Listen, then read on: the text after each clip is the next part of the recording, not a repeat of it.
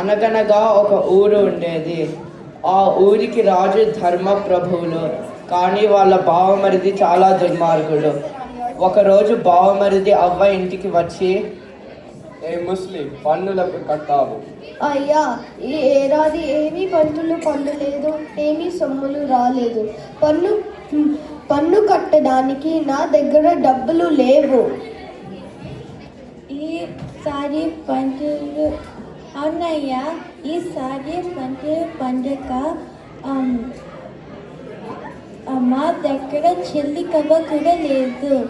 పండులు ఎగరగొట్టే దానికి మీరు అబద్ధాలు ఆడుతున్నారు. లేదయ్యా, నిజమే చెప్తున్నాను. నాకదంతా తెలియదు. పన్ను కట్టాల్సిందే, లేకపోతే నేనేం చేస్తా చూడండి.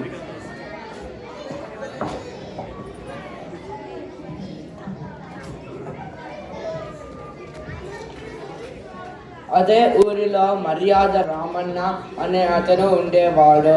అతను న్యాయానికి ధర్మానికి పెట్టింది పేరు. ఆ విషయం రాజుగారికి కూడా తెలుసు.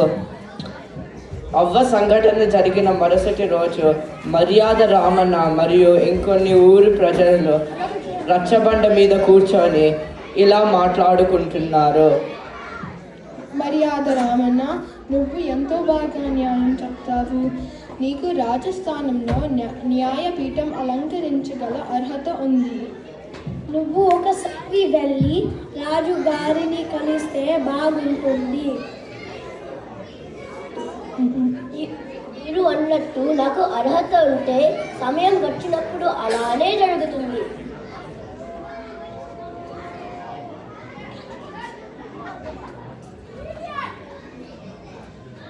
అయ్యా, మీరే నాకు న్యాయం చెయ్యాలి.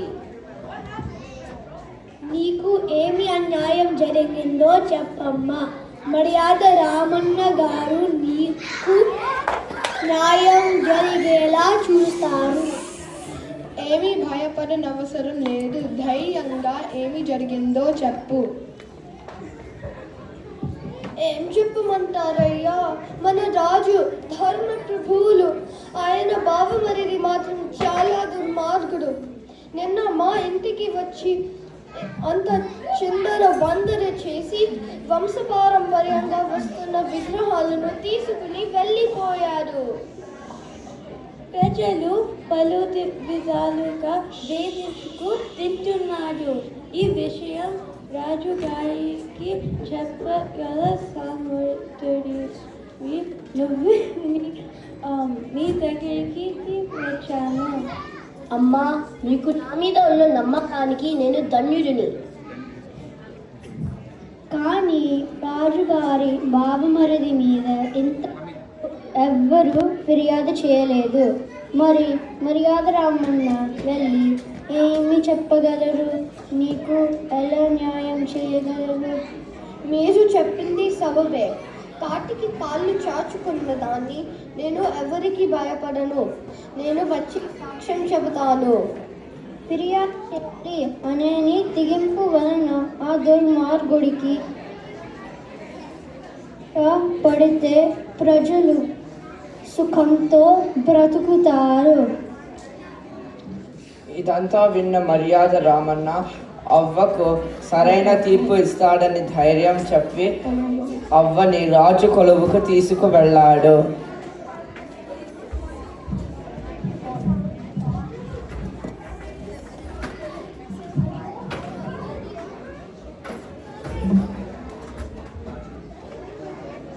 అన్విత్ అదర్బే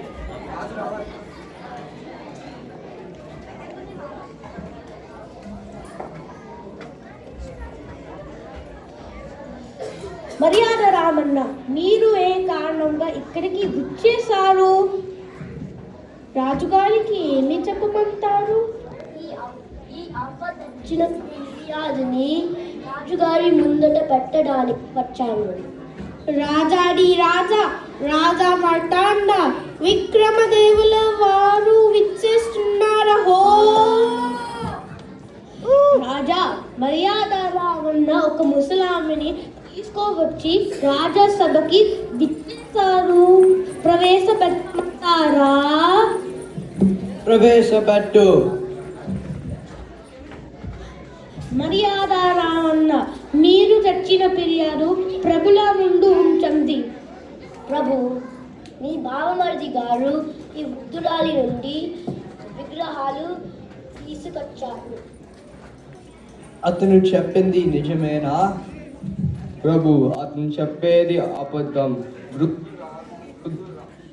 వృద్ధురాలు పన్ను కట్టడానికి డబ్బులు లేవంటే దయతలచి ఈ ఏడాది నీ బదులు నేను చెల్లిస్తాను అని చెప్పి వచ్చాను.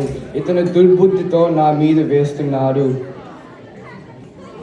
నా బావమరిది చెప్పింది విన్నావుగా. దీనికి ఎవరైనా సాక్ష్యం ఉన్నారా? ఉన్నారు ప్రభు. కిందటి ఏడాది ఈమెకు విగ్రహాలు తయారు చేసిన కంసాలి సాక్ష్యం చెప్పడానికి సిద్ధంగా ఉన్నాడు. ప్రభు, ఇతను చెప్పేది అబద్ధం. దొంగ సాక్ష్యం చెప్పేది ప్రయత్నించుతున్నారు. నేను తీసుకున్నప్పుడు ఆ ముసలామ తన విగ్రహాలు ఆ ఇంట్లో తరతరాలుగా ఉన్నాయి అని గొడవ చేసింది.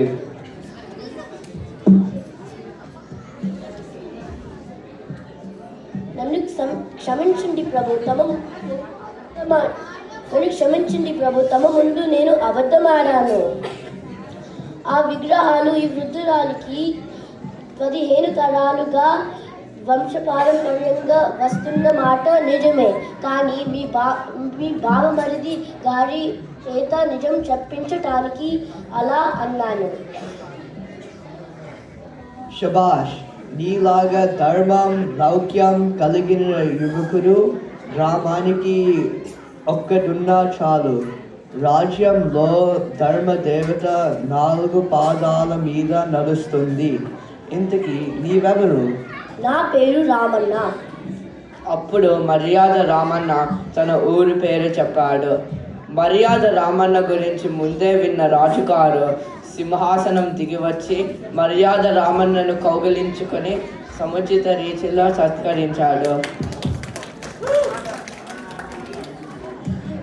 నాకు న్యాయం చేసినట్లు నీ తెలివితేటలతో తీర్పులతో అందరికీ న్యాయం చేయి. ఇలా మర్యాద రామన్న రాజు కొలువులో ఉండి ఎంతో మందికి న్యాయం జరిగేలాగా చూశాడు.